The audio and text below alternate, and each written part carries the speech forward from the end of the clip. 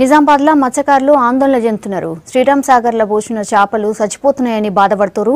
వారం రోజులుగా రిజర్వాయర్లోని చేపలు ఎర్ర రంగులోకి మారి చనిపోతున్నాయి. దీంతో సర్కార్ తమను ఆదుకోవాలని కోరుతున్నారు మత్స్యకారులు.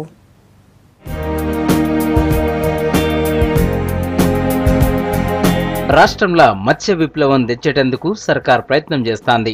గత ఖరీఫ్ టైంలో వానలు మస్తుగా వడుడుతోని ప్రాజెక్టులు, చెరువులు, కుంటలల్లా చేప పిల్లలను పోసింది. పైసా ఖర్చు తీసుకోకుండా చేపలేసుడుతోని మత్స్యకారులు సంతోషపడ్డారు. అయితే చేపలు పెద్దవై అమ్ముకునే టైంలో చేపలకు బీమా రావడంతోని మత్స్యకారులు భయపడుతున్నారు. ఇంతకుముందు కూడా చేపలు చనిపోయినాయి. గత సంవత్సరం కూడా పేను తలిగి కాకుండా ఇంత భారీగా ఎప్పుడు చనిపోలేదు. ఈ సంవత్సరం మొత్తం పిల్లలు బాగా వస్తుట్లే ఎక్కువ చనిపోతుంది. కానీ అది ఏందో తెలుస్తలేదు. అది తెలక అధికారులు ఏదో ఒకటి దానికి పరిష్కారం చేసి మాకు తెలియజెప్పాలా.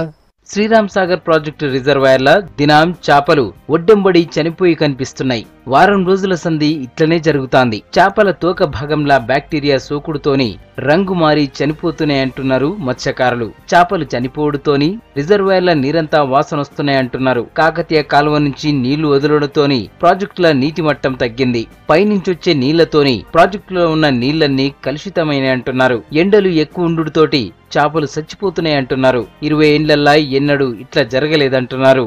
కానీ ఇంతవరకు మేము చూసినట్టు మట్టుకు ఈ చేపలు చనిపోవడం ఇంత భారీగా మేము గత సంవత్సరాలుగా ఎప్పుడు చూడలేము. పైనుంచి వ్యర్థ జలాలు అంటున్నారు. వ్యర్థ జలాలు ఒక్క ఎత్తు అయితే మళ్ళీ డెడ్ స్టోరేజ్ దశకు తీసుకొచ్చింది కాబట్టి ఆ ఎండవేడిమికి ఆ వ్యర్థ జలాలు ఒక్కటే పరి మాకు ఏ విధంగా కానీ మాకు అన్యాయం కాకుండా చేప పిల్లల్ని రక్షించాలని కోరుతున్నాం. ప్రాజెక్టుల 1,16,00,000 చేప పిల్లలను వదిలిర్రు. అవి ఇప్పుడు పిల్లలను కూడా చేస్తున్నాయి. అయితే చేపలకు రెడ్ టైల్ డిసీజ్ సోకిందంటున్నారు ఆఫీసర్లు.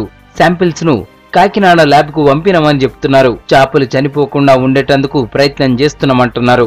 నీళ్లు వదులుడుతోని చేపలు చచ్చిపోతున్నాయనడం సరికాదంటున్నారు ఇరిగేషన్ శాఖ ఆఫీసర్లు. జూలై ఆగస్టు మాసాలు కురిసిన వర్షాల వల్ల అందులో ఉన్నటువంటి తల్లి చేపలు ఎక్కువ సంఖ్యలో అంటే కోట్లాది సంఖ్యలో చేప పిల్లలు విత్తనాలు అనేటువంటి స్వయంగా ఉత్పత్తి అనేటువంటి జరిగింది.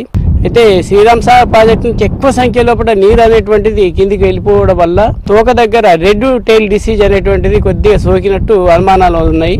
వీటిని పరిశీలించడానికి అంటే వ్యాధి యొక్క పక్కా వ్యాధి వచ్చిందా లేదా అనేటువంటి నిర్ధారణ చేయడానికి చేపను కాకినాడ SIFTకి పంపడం జరుగుతుంది. ఫ్యూచర్లో అంటే ఇంకా వచ్చే 2 monthsలో వేసవి దృష్ట్యా అంటే అందరికీ అప్ టు వరంగల్ వరకు కూడా డ్రింకింగ్ వాటర్ ఇవ్వాలి కాబట్టి ఇక్కడ మనకు 14-15 TMCలు ఉన్నాయని చెప్పేసి మనకు ఇక్కడ డ్రింకింగ్ వాటరు 8 TMCలు మోర్ దాన్ ఎనఫ్ మనకు.